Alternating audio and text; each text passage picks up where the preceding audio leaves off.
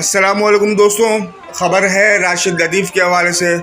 साबिक पाकिस्तान के star cricketer जिन्होंने पाकिस्तान की जानिब से 37 टेस्ट और 166 वनडे खेले, याया हुसैनी के प्रोग्राम के अंदर जी न्यूज़ के प्रोग्राम में एक इंटरव्यू के दौरान उन्होंने इस बात का इंडिया दिया कि आने वाले दिनों में आप मुझे सियासत के अंदर देखेंगे और अभी मैं ख़ुद को इस काबिल समझता हूँ और काम करने की सकत है मुझ में और मैं सियासत में आने का इरादा रखता हूँ।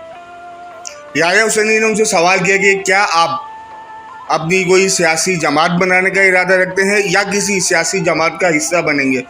तो राशिद लतीफ़ ने उसके जवाब में कहा कि सबको मालूम है कि राशिद लतीफ़ का ताल्लुक़ कौन सी सियासी जमात के साथ था है और मैं मंशूर को लेकर चलने वाला हूँ, पुराने लोगों को छोड़ने वालों में से नहीं, और मैं उसी सियासी जमात का कायल हूँ और उसी सियासी जमात का हिस्सा बनूँगा।